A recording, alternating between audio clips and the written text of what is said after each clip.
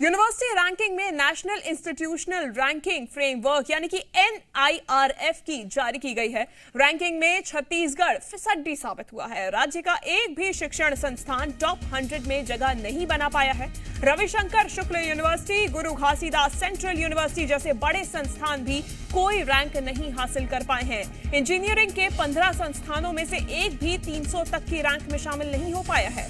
केंद्रीय संस्थान NIT को 65वीं और IIM रायपुर को 14वीं रैंक जरूर हासिल हुई है। आपको बता दें कि प्रदेश के 700 से ज्यादा उच्च शैक्षणिक संस्थानों में से सिर्फ 20 ने ही रैंकिंग में हिस्सा लिया था।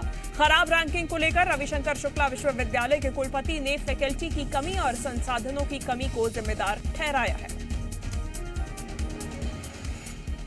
तो बड़ी बात है ये, क्योंकि केंद्रीय संस्थान NIT को ही और IIM रायपुर को ही इसमें कॉलेज और यूनिवर्सिटीज की रैंकिंग जारी की है। एक बार फिर छत्तीसगढ़ के हाथ निराशा लगी है।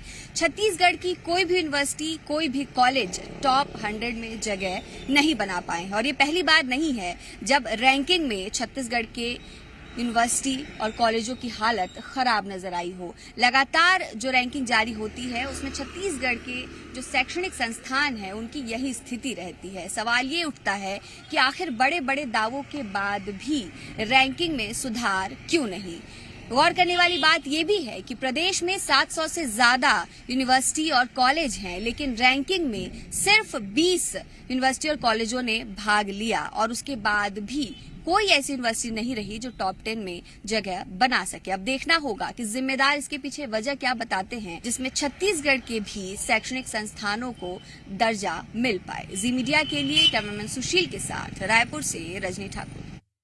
बड़ी बात है ये, यूनिवर्सिटी रैंकिंग्स में छत्तीसगढ़ पूरी तरीके से फिसड्डी साबित हुआ है। टॉप 100 में राज्य के किसी भी यूनिवर्सिटी का नाम नहीं है, कोई जगह नहीं है।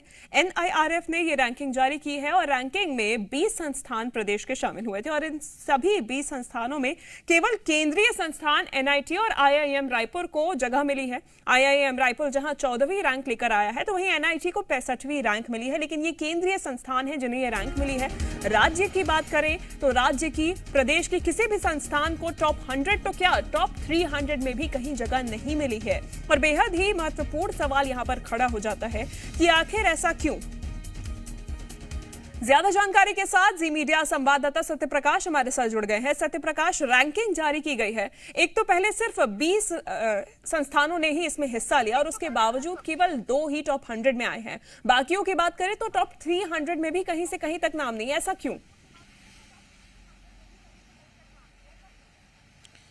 देखिए, सबसे बड़ी चीज जो होती है कि फैकल्टी, दूसरा इंफ्रास्ट्रक्चर। किसी भी यूनिवर्सिटी, कॉलेज, कोई भी संस्थान है पढ़ाई के लिए जहाँ पे इंफ्रास्ट्रक्चर की सबसे बड़ी भूमिका होती है और उसके साथ साथ संसाधनों की और फैकल्टी की। अगर हम छत्तीसगढ़ के लिहाज से कहें तो छत्तीसगढ़ में तो यूनिवर्सिटीज कई हैं, लेकिन वहाँ पे फैकल्टी की व्यवस्था जिस तरह से सभी विषयों को लेकर होनी चाहिए, इसके अलावा अगर हम कहें तो जिस तरह से इंफ्रास्ट्रक्चर की जरूरत है। मान लीजिए अगर कहीं पे प्रयोगशाला है, लेकिन उस प्रयोगशाला में अगर सामग्री ही नहीं है कि बच्चे वहाँ पे प्रयोगशाला में जो है वो प्रयोग करके कोई देख पाए, रसायन शास्त्र के विद्यार्थी हैं, भौतिक शास्त्र के विद्यार्थी हैं, तो फिर कैसे वो बच्चे स्किल्ड होंगे।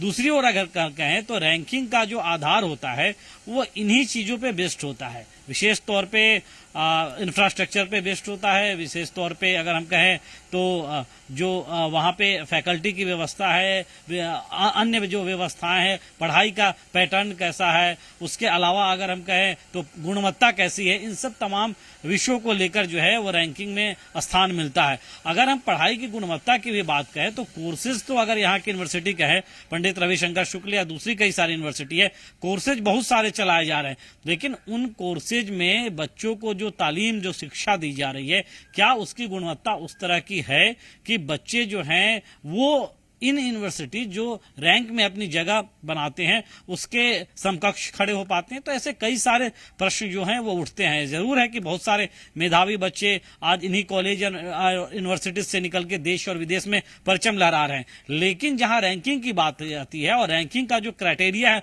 उसकी बात आती है तो निश्चित तौर पर छत्तीसगढ़ के यूनिवर्सिटी, कॉलेज जिस तरह से पिछड़ रहे हैं वो कहीं ना कहीं एक तरह से चिंताजनक भी बात है और इस पे गौर करके उन तमाम स्थितियों को सुधारने वाली भी बात है आगे। सत्यप्रकाश, सेंट्रल यूनिवर्सिटीज जितनी भी हैं, केवल 2 का ही नाम इस लिस्ट में आया है टॉप 100 की अगर बात करें तो। बाकी जो स्टेट ओन्ड यूनिवर्सिटीज हैं, वहां पर ऐसी स्थिति क्यों देखने को मिल रही है? देखिए, वही मैं बता रहा था कि इंफ्रास्ट्रक्चर एक बड़ी बात जो है वो कहीं ना कहीं होती है। अब छत्तीसगढ़ में जो यूनिवर्सिटीज हैं उसको अगर एक बार देखें तो वहां पे इंफ्रास्ट्रक्चर का रोना जो है वो यूनिवर्सिटी लगातार होती है। इसके अलावा अगर हम कहें तो फैकल्टीज की व्यवस्था, अब मान लीजिए जहां तक रविशंकर शुक्ल यूनिवर्सिटी की बात करें, जो यहाँ के विश्वविद्यालयों में एक बड़ा रसूख भी रखता है और उससे कई सारे कॉलेज जो हैं वो मान्यता प्राप्त है। छत्तीसगढ़ का जो है वो विश्वविद्यालय है, सरकारी विश्वविद्यालय जो है यूजीसी से मान्यता प्राप्त। अब वहां के जब कुलपति से बात हुई तो उनका भी इंफ्रास्ट्रक्चर और फैकल्टी को लेकर कहीं ना कहीं उन्होंने भी अपनी बात रखने की कोशिश करते हुए नजर आए। तो समझिए, जब प्रदेश का जो सबसे बड़ा विश्वविद्यालय कहा जाता है वहां पे अगर इस तरह की स्थिति की बात आती है तो दूसरे विश्वविद्यालयों कॉलेजों की किस तरह की बात होगी। तो ये कहीं ना कहीं सवाल जरूर उठते रहे, पहले भी सवाल उठते रहे, लेकिन तब जबकि ये रैंकिंग आया और उस रैंकिंग में जगह नहीं मिलता है तो उसके बाद सवाल और उठते हैं कि क्यों नहीं इन व्यवस्थाओं को जो है या जहां पे कमियां हैं उन्हें दुरुस्त करने की कोशिशें होती है, और अगर कोशिशें होती हैं तो फिर वो फलीभूत होती हुई, वो उतरती हुई जमीनी स्तर पर क्यों नहीं दिखाई देती। इंफ्रास्ट्रक्चर की कमी है, फैकल्टी की कमी है, तो क्या ये बजट की वजह से है या फिर प्रशासन की लापरवाही की वजह से? कई ऐसे मुद्दे हैं जिन पे ध्यान देने की जरूरत है। धन्यवाद सत्यप्रकाश तमाम जानकारी के लिए। खबरों में बने रहने के लिए आप हमारे फेसबुक, ट्विटर और इंस्टाग्राम पेज को फॉलो कर सकते हैं। लेटेस्ट अपडेट के लिए आप हमारे यूट्यूब पेज को सब्सक्राइब भी कर सकते हैं और हाँ, बेल आइकन पर क्लिक करना न भूलें।